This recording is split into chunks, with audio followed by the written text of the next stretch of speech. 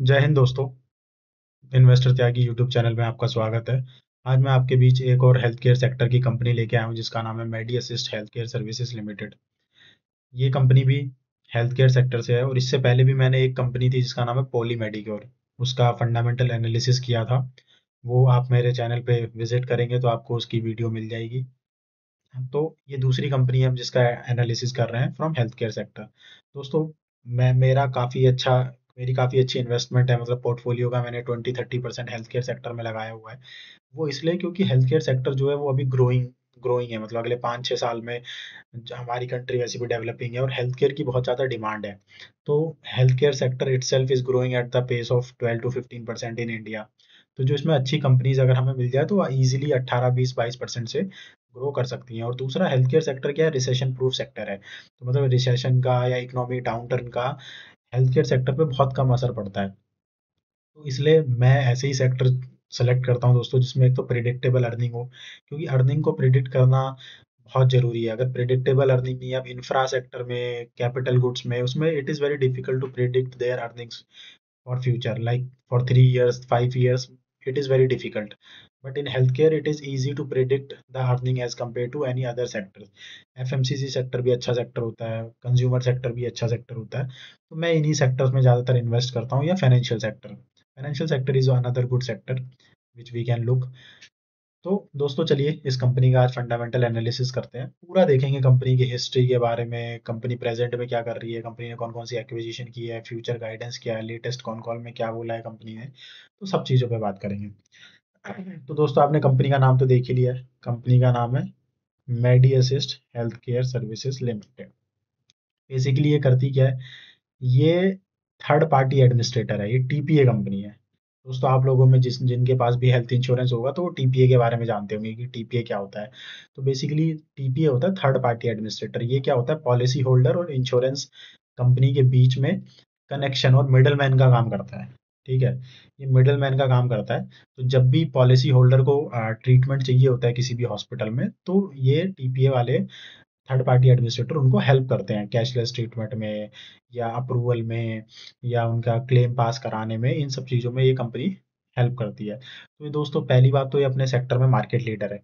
इनके पास overall 23-24% market share है India में। पहली कंपनी है जो जो टीपीए की, ये पहली कंपनी है इंडिया में जो लिस्ट हुई है। दोस्तों, अगर बाहर पे जैसे अमेरिका में आप देखो तो एक दो टीपीए की कंपनी है जो काफ़ी अच्छा ग्रो की है और काफ़ी अच्छी पैसा बना के दिया है उन्होंने स्टॉक मार्केट में। तो ऐसे ही ये कंपनी है। तो पहली बात तो ये मार्केट लीडर है अपने स्पेस में।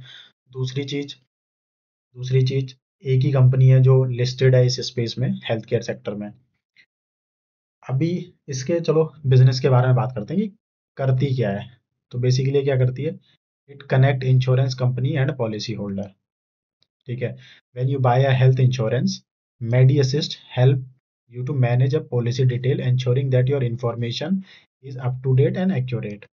फैसिलिटिंग कैशलेस हॉस्पिटलाइजेशन, मैंने बोला ये आपको क्या है, जैसे मान लीजिए आपको कोई प्रॉब्लम हुई, आप हॉस्पिटल में एडमिट हुए और आपके पास इंश्योरेंस है किसी भी कंपनी का, एचडीएफसी का है, आईसीआईसीआई का है, और अगर ये कंपनी, मतलब ये टीपीए उनके साथ लिंक है, तो आप इजीली, ये आपको क्या करेगी, कैशलेस ट्रीटमेंट का अप्रूवल दिलवा देगी तुरंत। ठीक है, तो इन सब चीज़ों में आपको हेल्प करती है। फिर ये क्लेम प्रोसेसिंग में भी हेल्प करती है। After your treatment, Medi Assist handles you paper work and process the claim. अगर मान लीजिए कैशलेस ट्रीटमेंट नहीं हो पाया तो आपका क्लेम प्रोसेस और इन सब चीज़ों में भी ये आपको हेल्प करती है। ठीक है, फिर ये managing health care provider networks, Medi Assist maintain a vast network of hospital and health care provider. लगभग 19,000 प्लस हॉस्पिटल के साथ, 19,000 19,000 प्लस हॉस्पिटल के साथ इसका इसका टाई अप हो रखा है। और लगभग 17 प्लस इंश्योरेंस कंपनीज के साथ इसका टाई अप है अभी। 17 प्लस इंश्योरेंस कंपनीज के साथ इसका टाई अप है, वो हम सभी देखेंगे कि कैसे क्या कर रही है अभी। और तो दोस्तों, चलिए इसके बिजनेस मॉडल की बात करते हैं कि एग्जैक्टली करती क्या है। तो basically it is a leading third party administrator in health insurance ecosystem.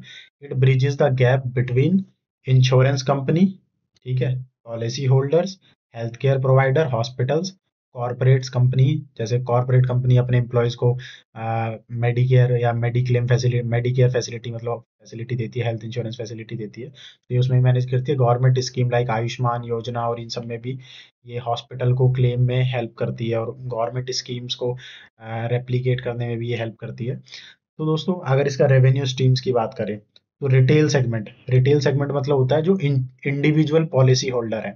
ठीक है, इंडिविजुअल पॉलिसी होल्डर, जैसे आपने एक पर्सनल पॉलिसी खरीद रखी किसी भी कंपनी से, और वो कंपनी इसके टाइप में है, तो क्या करेगी, ये क्या करती है, जैसे मान लीजिए आपके पास कोई पॉलिसी है। ठीक है, आपके पास कोई पॉलिसी है और आपकी कंपनी है H D F C, Ergo, या कोई भी है, मतलब H D F C, Ergo. ठीक है, तो अगर आपको हॉस्पिटल से कोई भी ट्रीटमेंट चाहिए, तो ये क्या करेगी, ये आपको हेल्प करेगी बेसिकली। तो इसका ये बिजनेस मॉडल है। तो ये आपको इंडिविजुअल पॉलिसी होल्डर को टू गेट कैशलेस ट्रीटमेंट और क्लेम सेटलमेंट इन सब में हेल्प करती है, और ये क्या करती है, H D F C Ergo से कुछ परसेंटेज चार्ज करेगी, तो ऐसे कमाएगी। तो इसको बोलते हैं रिटेल सेगमेंट। तो रिटेल सेगमेंट में इसका जो रेवेन्यू कॉन्ट्रीब्यूशन है वो है 11.2%, और मार्केट शेयर जो है वो 5.5% है। तो आप इसमें देख भी सकते हैं, Medi Assist cater the individual policy holder providing personalise health insurance benefit administration and seamless access to health care services. ये अभी 14 रिटेल इंश्योरेंस के साथ काम कर रहे हैं, including public sector undertakings, PSUs company, stand alone health insurance, private insurance. ठीक है, हर तरीके के। अभी एक इनकी जो प्रेजेंस है वो इंडिया में 1066 सिटीज में है, और रिटेल सेगमेंट का जो इनका ग्रोथ आया है, ठीक है, प्रीमियम का जो रिटेल सेगमेंट का इनका ग्रोथ आया है वो 33.2% आया है, जो कि काफ़ी अच्छा है। ठीक है, और अगर इंश्योरेंस कंपनी की बात करें कि कौन कौन सी इंश्योरेंस कंपनी कंपनी के साथ इनका इनका टाई अप है, तो मैं अभी आपको बता। तो इनका जो टाई अप है वो एको एको जनरल इंश्योरेंस इनके साथ है, आदित्य बिरला वालों के साथ है, बजाज आलियांज के साथ है, केयर हेल्थ इंश्योरेंस। तो ये सारे जो इंश्योरेंस कंपनीज है, इनके साथ रिटेल सेगमेंट में इनका टाई अप है। ठीक है दोस्तों, अब जो इनका दूसरा सेगमेंट है जहाँ से इनको इनको रेवेन्यू जनरेट होता है, वो होता है कॉर्पोरेट सेगमेंट। ठीक है, जो ये क्या करती हैं, एम्प्लॉयज हेल्थ इंश्योरेंस को मैंने, मतलब जो कंपनीज, जैसे आप किसी भी प्राइवेट कंपनी में काम करते हैं, पीएसयू में काम करते हैं, या इवन गवर्नमेंट कंपनी में भी काम करते हैं, तो वो आपको हेल्थ इंश्योरेंस देती है। तो उनके हेल्थ इंश्योरेंस को मैनेज करना, उनका क्लेम कराना, उनको हेल्थ, मतलब हॉस्पिटल में ट्रीटमेंट में हेल्प करना, तो ये सब करते हैं। तो ग्रुप इसको बोलते हैं, इनका इसको ये ग्रुप सेगमेंट के नाम से बोलते हैं। कॉर्पोरेट वाले को एक ग्रुप सेगमेंट, एक होता है रिटेल, हो गया इंडिविजुअल पॉलिसी होल्डर का, दूसरा कॉर्पोरेट में जो एम्प्लॉयज़ के पास पॉलिसीज़ हैं उसमें।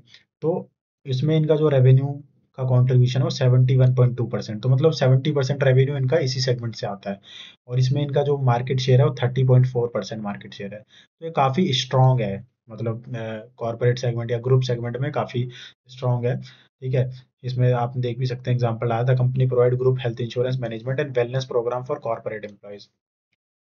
मान लीजिए क्या बोलते हैं, कोई भी आईटी कंपनी है, उसको अपने मतलब अपने एम्प्लॉयज़ का हेल्थ चेकअप कराना है, या उनके एम्प्लॉयज़ को प्रॉब्लम आ रही है हेल्थ केयर फैसिलिटी लेने में, हॉस्पिटल में ट्रीटमेंट मिलने में, या उनके क्लेम्स में, तो वो क्या करते हैं, मेडी असिस्ट को हायर करते हैं, और ये उनके लिए सब कुछ मैनेज करते हैं, हेल्थ, मतलब हेल्थ चेकअप वगैरह ऑर्गेनाइज करते हैं, या उनके एम्प्लॉयज़ के क्लेम सेटलमेंट में हेल्प करते हैं।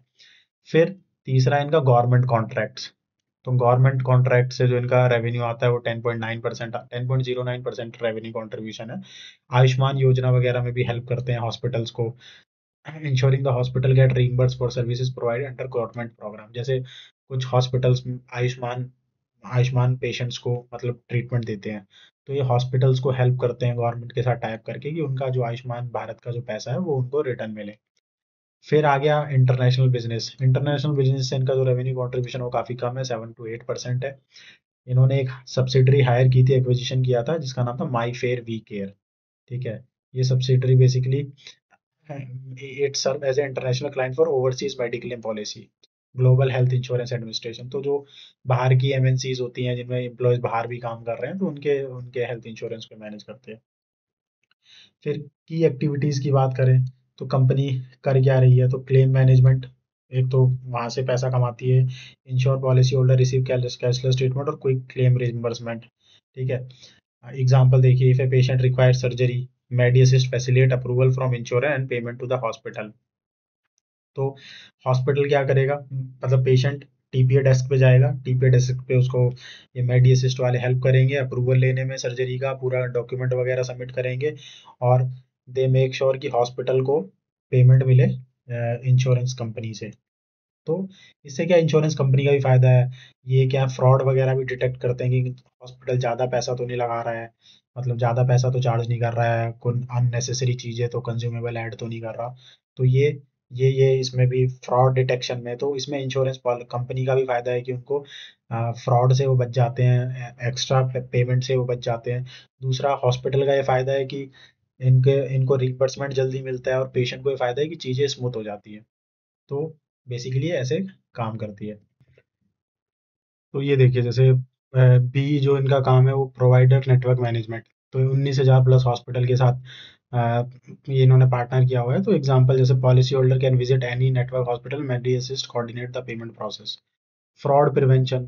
ठीक है, ये कंपनी टेक्नोलॉजी में काफ़ी स्ट्रांग है दोस्तों, मतलब इसका जो एक एडवांटेज है as compare to its peer, काफ़ी टेक्नोलॉजी, ये बेसिकली एआई और मशीन लर्निंग का इस्तेमाल करते हैं फ्रॉड फ्रॉड डिटेक्शन में। और इस साल इन्होंने जो 60 मतलब 60% ग्रोथ है इनकी, जो फ्रॉड डिटेक्ट किया है इनको उन्होंने थ्रू मशीन लर्निंग और एआई। तो काफ़ी काफ़ी अच्छा टेक्नोलॉजी का इस्तेमाल कंपनी कर रही है। और इनका जो मैनेजमेंट की जो गाइडेंस है फ्यूचर को लेके, वो यही है कि हम टेक्नोलॉजी को बढ़ाएंगे ताकि हमारे एम्प्लॉय कॉस्ट धीरे धीरे कम हो, एम्प्लॉयज़ पे डिपेंडेंसी हम कम करेंगे, and we will increase our dependency on the technology, which is मतलब which will be future beneficial. Wellness program. तो ये क्या, कॉर्पोरेट एम्प्लॉयज़ के लिए, जैसे diabetes screening camp, corporate vaccination वगैरह, तो ये कॉर्पोरेट एम्प्लॉयज़ के लिए वो भी करते हैं। तो उसमें फिर एक्विजिशन, इन्होंने काफ़ी एक्विजिशन किया है, रक्षा टीपीए इन्होंने, माई फेयर, वी केयर, ये सब। और इन्होंने काफ़ी अभी पैरामाउंट टीपीए करके एक कंपनी है, ठीक है, उसका इन्होंने एक्विजिशन किया है, पेमेंट वगैरह हो गई है, बस लीगल प्रोसेसिंग हुआ है। तो कंपनी काफ़ी एग्रेसिवली छोटी छोटी कंपनीज का जो टीपीए सेक्टर में उनका एक्विजिशन कर रही है, और काफ़ी काफ़ी एग्रेसिवली ये काम कर रही है। दोस्तों, की डिफरेंशिएटर क्या है, मतलब कैसे ये कंपनी अपने पीयर से अलग है। तो मैंने क्या बोला था अभी आपको कि टेक्नोलॉजी ड्रिवन ऑपरेशंस। तो ये एआई, एमएल, मशीन लर्निंग और ये डाटा एनालिटिक्स का काफ़ी काफ़ी इस्तेमाल करती है फ्रॉड डिटेक्शन में, इनहेंस कस्टमर एक्सपीरियंस, मतलब रियल टाइम डाटा वगैरह शो करती है, रियल टाइम क्लेम सेटलमेंट, तो ये सब चीज़ें दिखाती है। तो कंपनी काफ़ी स्ट्रांग है।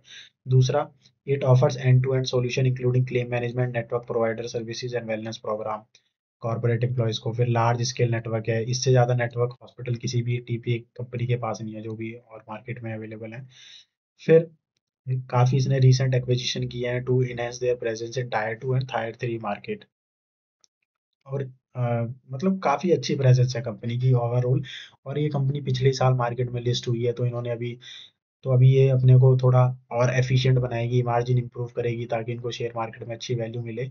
अभी तक कंपनी एक प्राइवेट प्लेयर थी, तो इतना ज़्यादा कंपनीज भी ध्यान नहीं देती, बट जब कंपनीज अपने आप को लिस्ट करती हैं तो फिर उन पे मॉनिटरेशन काफ़ी बढ़ जाती है। और इन्वेस्टर्स तो पैसा तभी लगाएंगे जब चीज़ें कंपनी में ग्रोथ होगी और कंपनी अपने फाइनेंशियल्स को इम्प्रूव करेगी।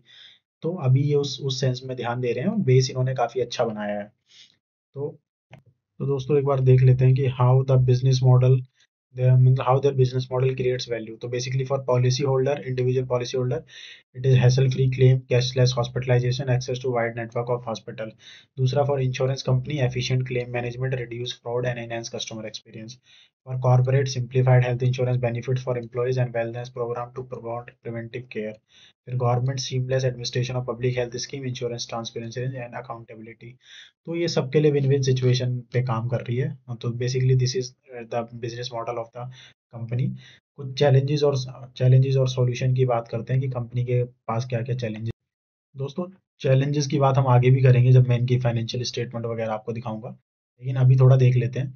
थोड़ा सा इनको मार्जिन का प्रेशर है, क्योंकि इनकी थोड़ी ऑपरेशनल कॉस्ट बढ़ गई है। इन्होंने क्या किया रिसेंटली, मतलब काफ़ी सारे एक्विजिशन किए हैं, 2-3 एक्विजिशन किए हैं, तो जिसकी वजह से इनकी एम्प्लॉय कॉस्ट काफ़ी बढ़ गई है। दूसरा, ये टेक्नोलॉजी पे काफ़ी ज़्यादा इन्वेस्ट कर रहे हैं, तो उसकी वजह से भी थोड़ी सी ऑपरेशनल कॉस्ट बढ़ गई है। फिर दूसरा क्या है, इनका जो पेमेंट साइकिल है वो थोड़ी डिले हो रही है इम्प्रूव, ठीक है।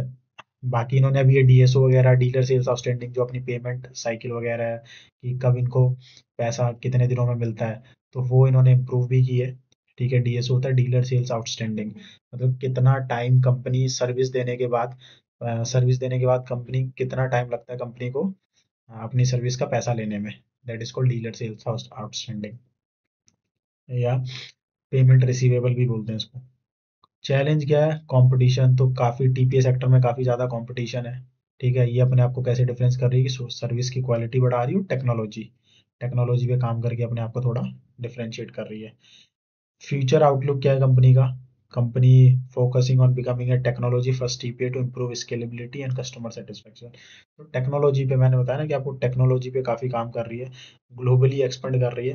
हालांकि दोस्तों ग्लोबली मतलब मेरे को बहुत ज़्यादा उम्मीद नहीं है इसके जो इंटरनेशनल बिजनेस है उससे, क्योंकि बाहर की कंट्रीज में ऑलरेडी कंपनीज काफ़ी काफ़ी एफिशिएंटली और स्मूथली काम कर रही हैं।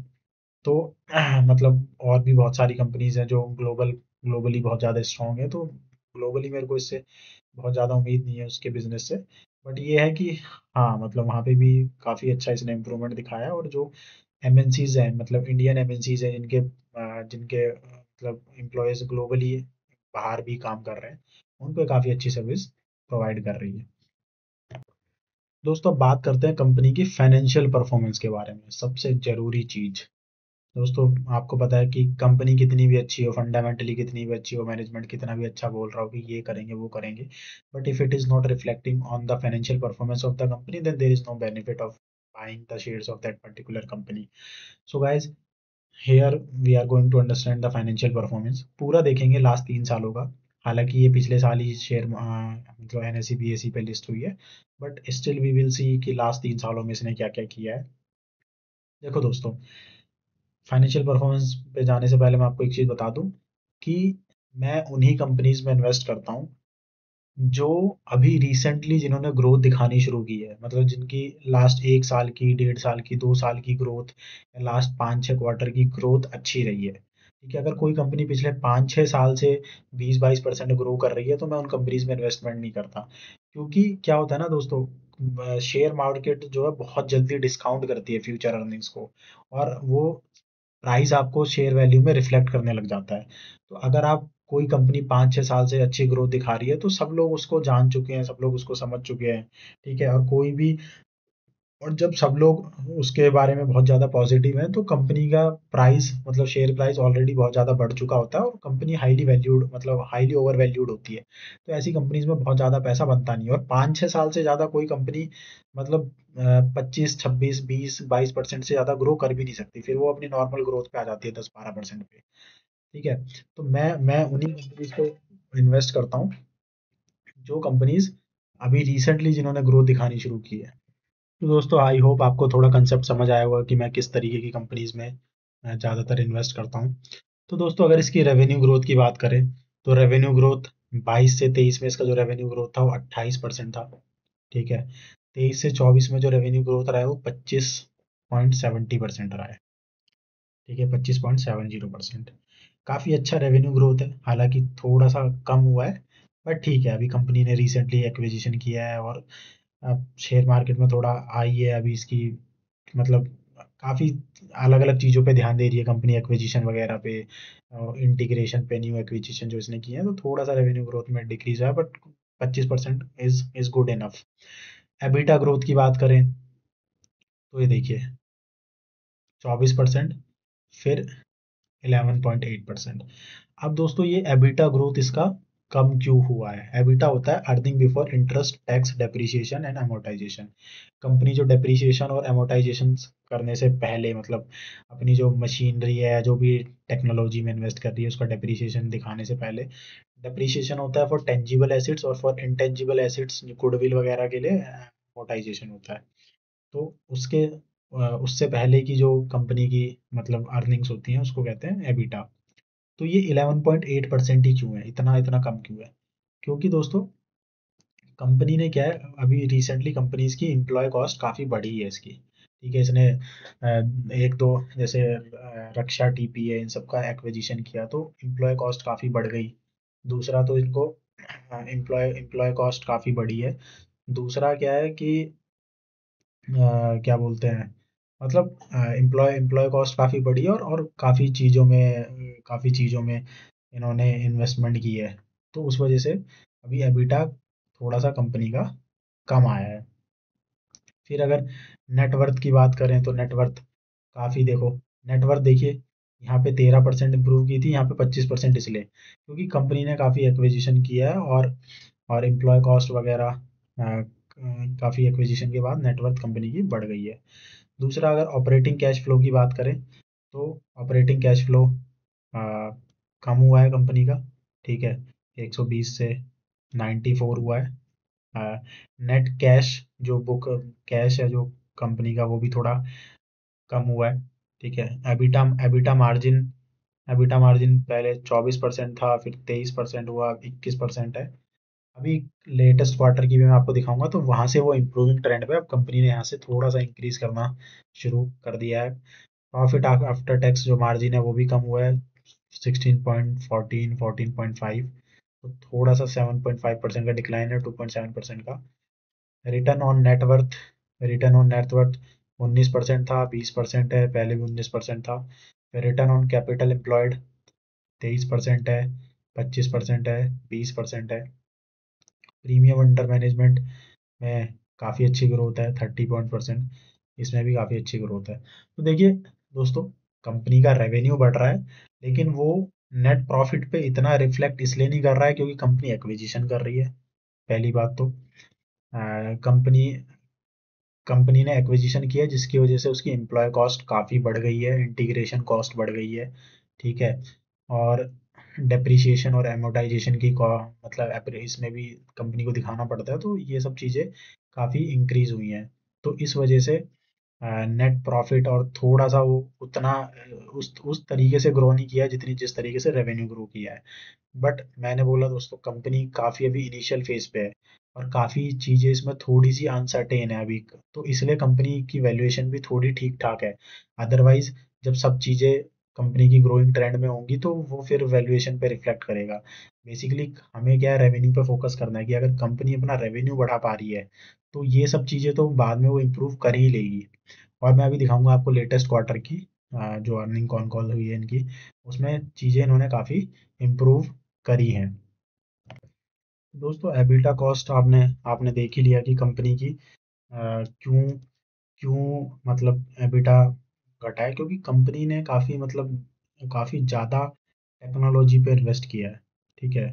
कंपनी ने काफ़ी ज़्यादा टेक्नोलॉजी पे इन्वेस्ट किया है, और एक्विजिशन की वजह से जो एम्प्लॉयज़ का इंटीग्रेशन होता है, और एम्प्लॉय कॉस्ट काफ़ी थोड़ी सी बढ़ी है। तो कंपनी मैन पावर पे इन्वेस्ट कर रही है, दूसरा टेक्नोलॉजी पे इन्वेस्ट कर रही है, तो इसी कारण से एबिटा थोड़ा सा कंपनी का एबिटा मार्जिन थोड़ा सा घटा है। दूसरा, एबिटा ग्रोथ भी काफ़ी कम है।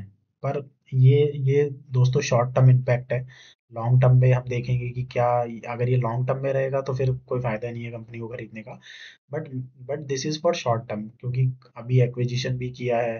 दूसरा, टेक्नोलॉजी, एआई और एमएल पे काफ़ी, एआई और मशीन लर्निंग पे काफ़ी कंपनी इन्वेस्ट कर रही है, तो उस वजह से ऑपरेटिंग एक्सपेंस कंपनी के थोड़े बढ़े हैं। दूसरा, कंपनी के एक्विजिशन की वजह से डेप्रिसिएशन और एमोटाइजेशन बढ़ा है, तो जिसके कारण आपका नेट प्रॉफिट पे इम्पैक्ट आ रहा है। और ईपीएस दोस्तों इसलिए कम है क्योंकि कंपनी ने अपनी इक्विटी डाइल्यूट करी है, ठीक है। तो इक्विटी डाइल्यूट कंपनी इसलिए कर रही है ताकि थोड़ा थोड़ा कंपनी के पास पैसा है, डेट ना लेना पड़े, और कंपनी उसको री इन्वेस्ट कर सके। तो दोस्तों, ये था कंपनी की फाइनेंशियल परफॉर्मेंस के बारे में। अब बात करते हैं कंपनी के, थोड़ा बैलेंस शीट के बारे में देखते हैं। वर्किंग कैपिटल साइकिल, तो कंपनी की दोस्तों वर्किंग कैपिटल साइकिल से आपको अंदाज़ा लग जाएगा कि कंपनी कैसा क्या कर रही है, मतलब कंपनी कितनी एफिशिएंटली अपने मैनेज कर रही है, कैश रिसीवेबल कैसा है, और कैश कन्वर्जन साइकिल कैसा है। तो दोस्तों, वर्किंग कैपिटल साइकिल में सबसे जो इम्पोर्टेंट चीज़ है वो है आपका ट्रेड रिसीवेबल। तो ये देखिए, ट्रेड रिसीवेबल जो है वो 40.5% ईयर ऑन ईयर इंक्रीज किया है, indicating delayed collection from insurance और कॉर्पोरेट क्लाइंट। तो थोड़ा इनका ट्रेड रिसीवेबल बढ़ गया है 40%।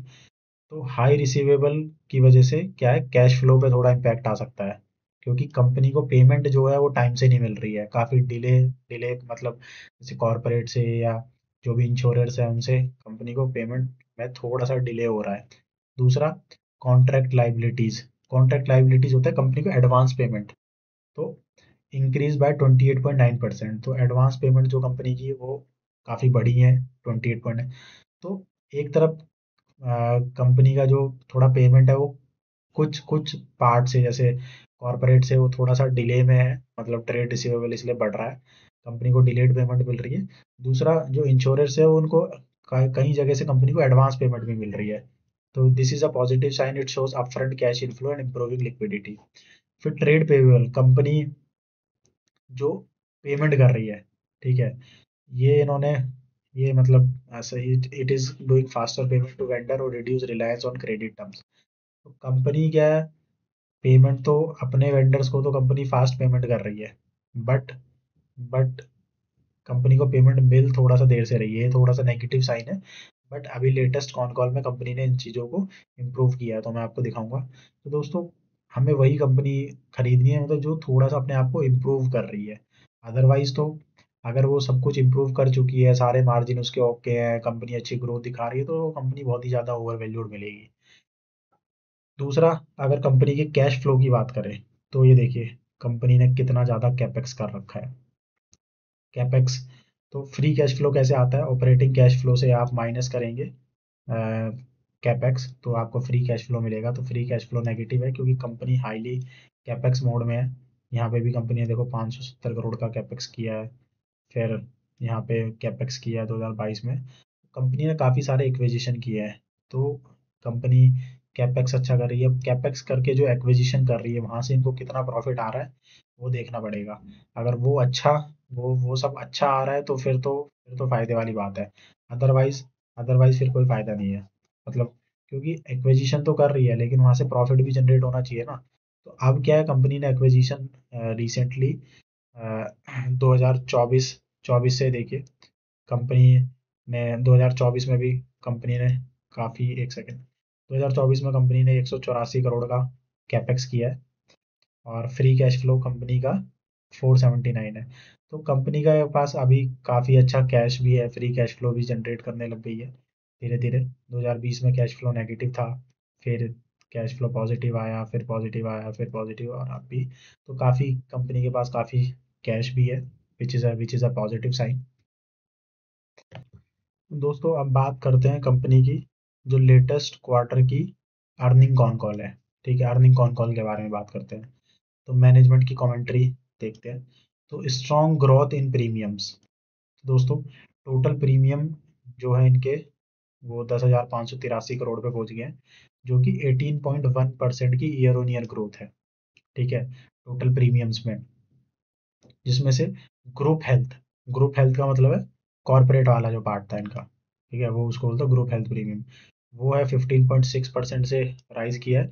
इंडिविजुअल जो रिटेल हेल्थ वाला जो प्रीमियम था इंडिविजुअल वाला, वो 41.2% से ग्रो किया है ईयर ऑन ईयर।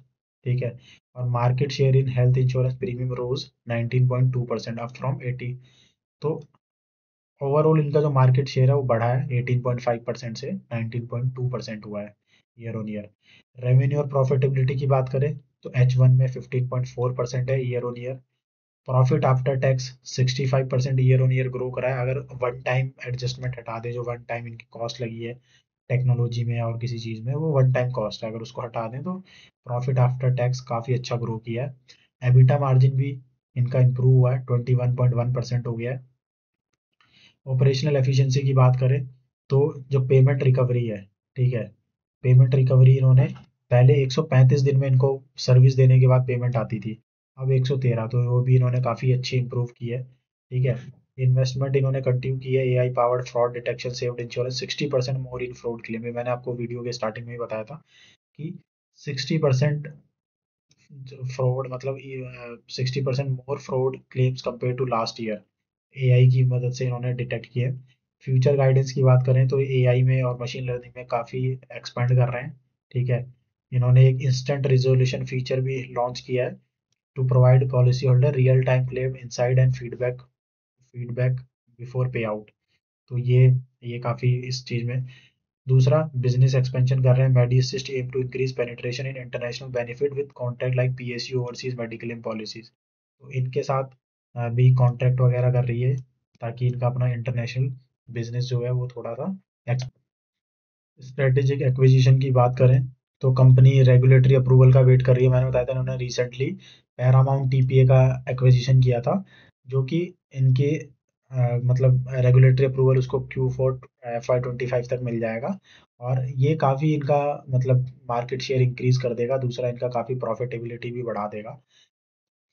तो दोस्तों ओवरऑल हमने देखा कि प्रॉफिट भी काफ़ी अच्छा 65% से ग्रो किया है इस क्वार्टर में। दूसरा क्या बोलते हैं, रेवेन्यू भी काफ़ी अच्छा ग्रो किया है। ठीक है, रेवेन्यू भी काफ़ी अच्छा ग्रो किया है। तो रेवेन्यू और प्रॉफिट ग्रोथ अच्छा है। कंपनी मार्जिन भी एक्सपेंड कर रही है, मतलब इस क्वार्टर में इन्होंने एबिटा मार्जिन इंप्रूव किया। और अब क्या है, कंपनी ने जितनी एक्विजिशन करनी थी लगभग इन्होंने कर चुके हैं। अब ये क्या है, अब बाकी चीज़ों पे फोकस करेंगे अपनी एफिशिएंसी बढ़ाने में। अगर एनालिस्ट के क्वेश्चन आंसर की बात करें तो एनालिस्ट ने रेवेन्यू और कॉस्ट इनसाइट के बारे में क्वेश्चन पूछा कि higher employ expense were attributed to retention bonuses और रक्षा इंटीग्रेशन कॉस्ट। तो तो अ, तो कंपनी का जो मतलब इन्होंने रक्षा करके रक्षा टीपीए को मतलब एक्वायर किया, तो उसकी वजह से इनकी जो थोड़ी एम्प्लॉय कॉस्ट है वो थोड़ी सी बढ़ गई। दूसरा रेवेन्यू ग्रोथ वो slightly impacted by change in revenue mix and challenges in Wayfair international business. International business के थोड़े चैलेंजेस की वजह से। बाकी रेगुलेटरी और इंडस्ट्री ट्रेंड के ऊपर क्वेश्चन पूछा एक एनालिस्ट ने, तो उन्होंने कहा कि increasing reliance on TPA in India driven by regulatory emphasis on faster claim processing and improve policy holder experience. Industry consolidation is expected with Massachusetts poised to play a larger role due to scale and technology investment। तो काफ़ी अगर industry मतलब consolidation भी होगा तो company काफ़ी मतलब confident है अपनी टेक्नोलॉजी और इन्वेस्टमेंट को लेके कि हम काफ़ी अच्छा करेंगे। चैलेंजेस, तो इन्होंने बोला कि independent director resignation due to conflict of interest and personal commitment. Intangible asset increase due to technology investment for automation and fraud detection. तो इंटेंजिबल एसेट्स काफ़ी जो इनकी इंक्रीज हुई है। इंटेंजिबल एसेट्स में आता है जो टेक्नोलॉजी वगैरह में, जिनको हम इंटेंजिबल एसेट्स होता है जिनको हम टच करके महसूस नहीं कर सकते, जैसे टेक्नोलॉजी हो गया, सॉफ्टवेयर हो गया, ये सब इंटेंजिबल एसेट्स में आता है। फिर पॉजिटिव आउटलुक अगर बात करें तो अपना इन्होंने मार्केट मतलब 94.3% रिटेंशन रेट्स है ग्रुप अकाउंट्स का, और ग्रुप अकाउंट से इनको 70% रेवेन्यू आता है, तो ये बहुत सही बात है, मतलब कि काफ़ी अच्छा रिटेंशन रेट है। दूसरा टेक्नोलॉजी ड्रिवन काफ़ी इनिशिएटिव ले रहे हैं। फ्यूचर गाइडेंस की मार्जिन इनके 24 से 25%, जैसे future guidance optimisation achieve margin expansion. तो एबिटा मार्जिन अभी कितना है, 21% चल रहा है। तो फ्यूचर में ये है कि ये 24 से 25% तक अपना एबिटा मार्जिन को लेके जाएंगे, जो कि फिर प्रॉफिटेबिलिटी को काफ़ी अच्छा इंप्रूव कर देगा। तो दोस्तों कंपनी में रेड फ्लैग क्या है? रेड फ्लैग है कि काफ़ी अपने एक्विजिशंस पर डिपेंड है शॉर्ट टर्म ग्रोथ के लिए। ठीक है, जो कि इंटीग्रेशन से इनकी एम्प्लॉय कॉस्ट वगैरह भी बढ़ेगी तो मार्जिन पे थोड़ा सा असर आ सकता है। दूसरा decline in certain international business segment highlighting the need for stabilisation in global operations. तो इंटरनेशनल बिजनेस इनका थोड़ा सा कम पेस से ग्रो कर रहा है as compare to Indian business, तो उसमें उसमें थोड़ा सा चैलेंज है। तो दोस्तों मेरा ये मानना है कि अगर दोस्तों आपने सुना होगा कि अगर सेक्टर आपने अच्छा चूज किया है, ठीक है, ये था कंपनी का ओवरऑल एनालिसिस। अभी थोड़ी वैल्यूएशन वगैरह की बात करेंगे। अगर आपने सेक्टर अच्छा चूज किया है, ठीक है, तो सेक्टर जब आपने अच्छा चूज करते हो तो आपका जो चांसेस है कि कंपनी के अच्छा करने का वो बढ़ जाता है। ठीक है, अगर आपका सेक्टर अच्छा है बेसिकली। तो health care sector no doubt दोस्तों काफ़ी अच्छे पेस से ग्रो कर रहा है। ठीक है, 12 से 15% से हेल्थ केयर सेक्टर ग्रो कर रहा है, और गवर्नमेंट भी काफ़ी ध्यान दे रही है। तो नो डाउट कि कंपनी के अच्छा करने का चांसेस बढ़ जाता है। बाकी देखेंगे अगले 2-3 क्वार्टर में देखेंगे कि कंपनी की ग्रोथ कैसी रहती है। अगर 20-22-24% की कंपनी ग्रोथ दिखाती है तो इसको रखेंगे, नहीं तो निकाल देंगे पोर्टफोलियो से। और दूसरा दूसरी चीज़ की कंपनी ने बोला है कि 1-1.5 साल के अंदर ही अपना मार्जिन अच्छा इंप्रूव करेंगे। तो अगर 21% अभी एबिटा मार्जिन है इनका, तो 21 से अगर ये 22-23 लेके जाता है और एबिटा मार्जिन पे इस क्वार्टर में तो इन्होंने इंप्रूवमेंट दिखाया, अब नेक्स्ट क्वार्टर में भी अगर इंप्रूवमेंट दिखाते हैं, उससे अगले क्वार्टर में भी इंप्रूवमेंट दिखाते हैं, तो कंपनी को रखेंगे। Otherwise we will remove it out of our portfolio. But दोस्तों मैं तो मतलब 5% of my portfolio I have invested in this company and I have kept it for 3 years, but I will analyse it on quarter. अगर किसी भी quarter में मेरे को लगेगा कि it is not meeting my expectation और the guidance which management has given, so I will remove it out of my portfolio. और दोस्तों ऐसे ही करना चाहिए।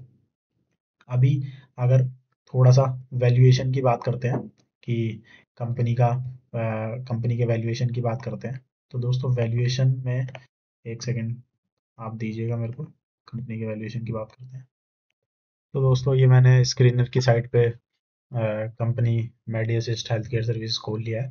तो दोस्तों अगर कंपनी के मार्केट कैप की बात करें, तो मार्केट कैप अभी इसका 4,000 करोड़ है, तो स्मॉल कैप कंपनी है। दोस्तों there are very high chances कि कंपनी फास्ट रेट पर ग्रो करेगी, तो वैल्यूएशन इसको अच्छा मिल सकता है। स्टॉक का पी अभी 48.8 है। ठीक है, तो कोई बहुत ज़्यादा पी नहीं है, 20 22 24% से तो कंपनी ग्रो कर ही रही है।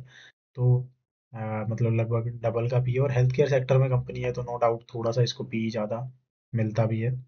दूसरा, अगर इसका क्या बोलते हैं, मीडियन पी रेशियो की बात करें, तो मीडियन पी रेशियो इसका लगभग रहा है 52 के आसपास। तो अपने मीडियन पी से कंपनी नीचे ही चल रही है। ठीक है, अब वो नहीं चल रही है। और क्या बोलते हैं, प्रमोटर होल्डिंग दोस्तों थोड़ा सा इसमें कम है, क्योंकि प्रमोटर अपने इक्विटी डाइल्यूट कर रहे हैं। तो कोई बात नहीं, प्रमोटर होल्डिंग अगर 20 22% है, मतलब थोड़ा ये कॉशियस साइन है, तो हमें कंपनी को देखना पड़ेगा। बट कंपनी का जो प्रॉफिट ग्रोथ है लास्ट 5 साल का वो काफ़ी अच्छा है।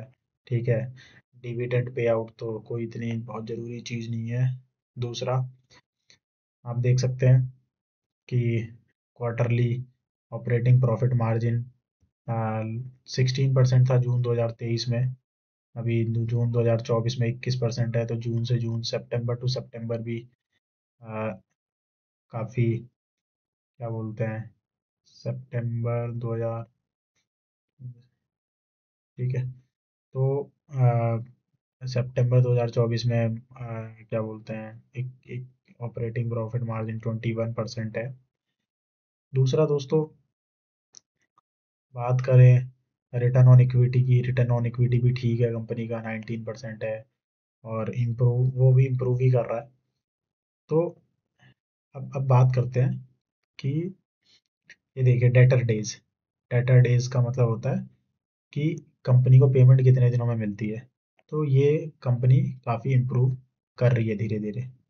दूसरा, इन्वेंट्री इन्वेंट्री तो इनमें कुछ सच होता नहीं है इन्वेंट्री मेंटेन करना, क्योंकि प्रोडक्ट तो कुछ कंपनी बनाती नहीं है। एक तरीके से सर्विस प्रोवाइडर है ये तो। कैश कन्वर्जन साइकिल पहले 119 थी, 78, अभी 103 हो गई है। तो धीरे धीरे इसको भी ये इम्प्रूव कर रहे हैं। वर्किंग कैपिटल डेज इसके नेगेटिव हैं दोस्तों, देखो, तो इससे पता चलता है कि कंपनी को थोड़ा एडवांस पेमेंट भी मिलता है। तो वर्किंग कैपिटल डेज कंपनी के नेगेटिव हैं, तो कंपनी लिक्विडिटी अच्छी रखेगी। प्रमोटर होल्डिंग अगर बात करें ईयरली, मार्च 2024 में 38%, सॉरी, हाँ, 38% थी, अभी 20.6% है। प्रमोटर होल्डिंग काफ़ी कम हुई है, बट एफ आई आईज की होल्डिंग बढ़ गई है दोस्तों। और एफ आई आईज में किसने सबसे ज़्यादा पैसा लगाया है? गोल्डमैन सैक्स ने। गोल्डमैन सैक्स ने देखिए अपनी होल्डिंग 9.6 से बढ़ा के 16.25 कर दिया है। तो दोस्तों ये एक बहुत बड़ा, मतलब बहुत बड़ी चीज़ है कि गोल्डमैन सैक्स वाले अगर पैसा लगा रहे हैं, तो देखो एफ आई आईज दोस्तों ऐसे ही पैसा नहीं लगाते कंपनी में। उन्होंने कंपनी में पहले 9.67% स्टेक था उनका, अभी 16.25% हो गया है। तो गोल्डमैन सैक्स वाले पागल तो है नहीं कि वो कंपनी में ऐसे ही पैसा लगा देंगे दोस्तों। ये मैनेजमेंट से मिलते हैं, कंपनी का अच्छे से फंडामेंटल एनालिसिस करते हैं, और किसी भी बड़े इन्वेस्टर का होने का मतलब ये है कि कंपनी फंडामेंटली अच्छी है और उसमें कंपनी में कोई फ्रॉड नहीं है। ऐसा नहीं है कि इम्पॉसिबल है, बट लेकिन फ्रॉड के चांसेस बहुत कम है। तो गोल्डमैन सैक्स ने काफ़ी अपनी इन्वेस्टमेंट इसमें इसमें बढ़ाई है। दूसरा, स्मॉल कैप वर्ल्ड फंड है, उन्होंने भी अपनी इन्वेस्टमेंट इसमें बढ़ाई है। ये the Nomura trust and banking corporation, इन्होंने रिसेंटली इसमें अपना स्टेक लिया है। जुपिटर इंडिया फंड जो है, इन्होंने भी रिसेंटली अपना स्टेक लिया है। डी आई आईज ने भी स्टेक अपना इसमें 30% से 41% किया है। पब्लिक तो चलो कांस्टेंट ही है। तो दोस्तों ये मतलब बहुत इंपॉर्टेंट चीज़ है कि एफ आई आईज इसमें पैसा लगा रहे हैं। तो एफ आई आईज दोस्तों अगर स्मॉल कैप कंपनीज में वो तभी पैसा लगाते हैं जब उनको फ्यूचर अच्छा दिखता है कंपनी का, कंपनी के फंडामेंटल्स अच्छे होते हैं। तो दोस्तों देखो, एज ए रिटेल इन्वेस्टर हम तो कभी भी इतना ज़्यादा डीप एनालिसिस नहीं कर पाएंगे कंपनी का घुस घुस के। वो सब आपको मैनेजमेंट के साथ बैठ के ही पता चलेगा। हम एक मोटा मोटी अंदाजा लगा सकते हैं कि कंपनी कैसा करेगी, और बाकी अर्निंग्स देखेंगे कंपनी की कि कैसा रहेगा। तो अभी जो है कंपनी की लास्ट ईयर की जो अर्निंग है वो आया है आपका 16, सॉरी, हाँ 69 नेट प्रॉफिट है। ठीक है, ट्रेलिंग 12 मंथ भी काफ़ी इंक्रीज कर रही है। तो दोस्तों अर्निंग्स भी काफ़ी अच्छी इंक्रीज हो रही है, और एफ आई आईज ने अच्छा पैसा लगाया है, तो आप भरोसा कर सकते हैं कंपनी पे। और इसकी पीपीटी देख लेते हैं। तो लेटेस्ट क्वार्टर की पीपीटी, तो लेटेस्ट क्वार्टर की पीपीटी में आप देख सकते हैं कि ये मैंने आपको उसमें भी दिखाया था अपनी अपनी प्रेजेंटेशन में कि 15.6% ईयर ऑन ईयर ग्रोथ है। रिटेल में 40% ग्रोथ, 41.2% ग्रोथ है। मार्केट शेयर 18.5 से बढ़कर 19.2% हो गया है। ग्रुप सेगमेंट मार्केट शेयर 27 से बढ़कर 28% हो गया। रिटेल सेगमेंट में 4.7 से बढ़कर 5.6 हो गया है। ठीक है, तो मार्केट शेयर भी कंपनी का इंक्रीज हुआ है। इन्होंने बिजनेस हाईलाइट में अगर बात करें तो इंडस्ट्री सेगमेंट, क्या बोलते हैं, ग्रुप सेगमेंट जो प्रीमियम प्रीमियम है वो इनका 30.4% भरा है, जबकि इंडस्ट्री सेगमेंट की ग्रोथ 23% है बाकी का। और इंक्रीज इन पीएसयू में भी 300 बेसिस पॉइंट पे शेयर इंक्रीज हुआ है। ठीक है, रिटर्न अपने इन्होंने जो ग्रुप अकाउंट्स हैं, कॉर्पोरेट अकाउंट्स, उसमें रिटेंशन अच्छा दिखाया, 94.3% का रिटेंशन है। ठीक है, काफ़ी काफ़ी मतलब काफ़ी कंपनी अच्छा ही कर रही है। तो ओवरऑल ओवरऑल कंपनी को हम कह सकते हैं कि ठीक है, मतलब कंपनी को इतनी मतलब बुरी नहीं है। पैसा लगा के देखा जा सकता है अगले 2-3 क्वार्टर में। चलिए दोस्तों, ये था मेरा कंपनी मेडी हेल्थ असिस्ट का फंडामेंटल एनालिसिस। अगर आपको वीडियो अच्छा लगा तो प्लीज़ कमेंट करें, लाइक करें, शेयर करें। आपका कोई डाउट है, आप कोई चीज़ ऐड करना चाहते हैं, आपने भी अगर इस कंपनी का एनालिसिस किया तो प्लीज़ मेरे को ज़रूर बताएं, और मैं आपके क्वेश्चंस का आंसर करूँगा। तो चलिए दोस्तों, जय हिंद।